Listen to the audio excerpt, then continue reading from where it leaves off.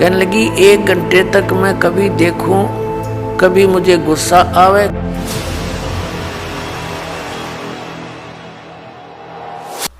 एक बार ये दास नगर नगर में, शहरों में सत्संग करने लगे थे। भक्तों ने सब मिलकर के एक स्कीम बनाई थी। सन 2003 में हमारा एक एपिसोड तैयार किया गया था परिभाषा प्रभु की, और उस आस्था चैनल के ऊपर उसको चलाया गया था। वो 6 महीने चला था। ये सभी संत और पंथ बौखला गए। इन्होंने उस आस्था चैनल के मालिक को इतना दबाव दे दिया कि इस प्रोग्राम को बंद कर दे, नहीं तो हम अपने सभी प्रोग्राम वापस ले लेंगे। ये तो अंडरस्टूड है। ये जहाँ ये चलेगा उनका तो चल ही नहीं सकता। फिर कोई सुना है कोई नहीं उनने। तो उसने मजबूर हो करके हमारा प्रोग्राम बंद कर दिया। समस्या आई भी, परमात्मा का संदेश उसके बच्चों तक जाना था। इन काल के दूता ने टांग अड़ा दी। फिर नगर नगर में स्कीम बनाई, नगर नगर में जाकर प्रचार करें, पुस्तक बांटें और सीडी बना कर दें। ये कार्यक्रम शुरू किया तो उसमें भी विरोध पैदा कर दिया। नगर नगर में फिर झगड़ा करने के लिए आने लग गए। तो जब ये दास ये ज्ञान सुना रहा था,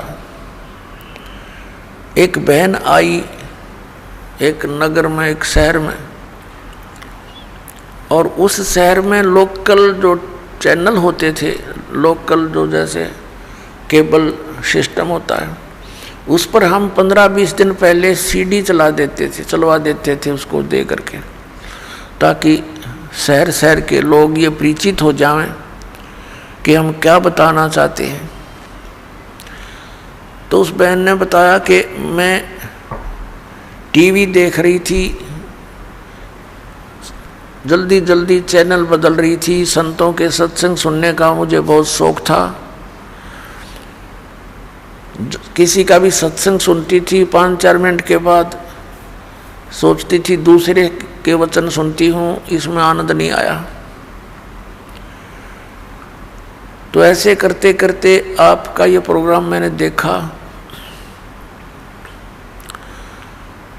एक बार शुरू हुआ तो 1 घंटे की सीडी थी वो।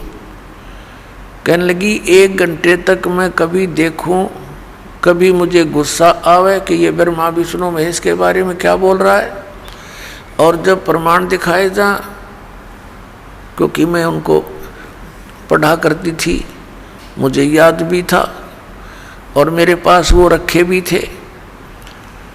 ऐसे करते करते वो सारा कुछ 15-20 दिन तक कंटिन्यूस वो प्रोग्राम देखा उसने। अब वो कहने लगी जी ये सारा पता लग गया कि जो साधना मैं कर रही हूँ ये यूजलेस है,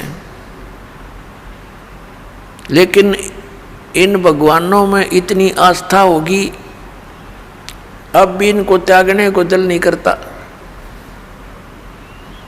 बता, ऐसे रंग गए हम इस रंग में।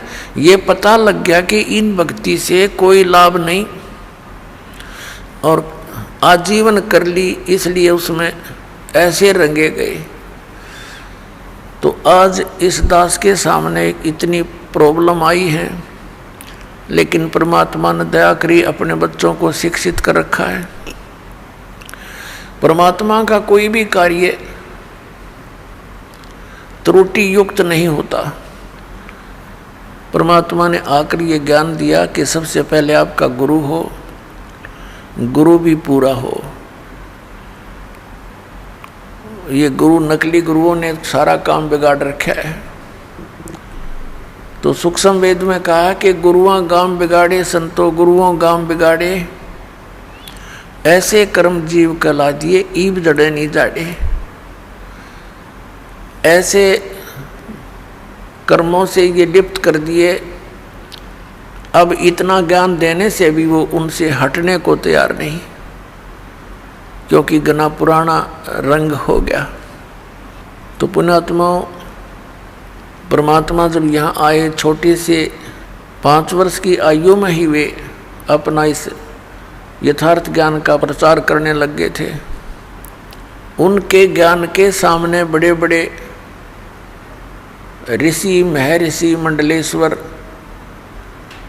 सभी परास्त हो गए थे। लेकिन इस मन की ऐसी वृत्ति है, सच्चाई का ज्ञान हो जाता है, फिर भी वहाँ से हिलने को तैयार नहीं।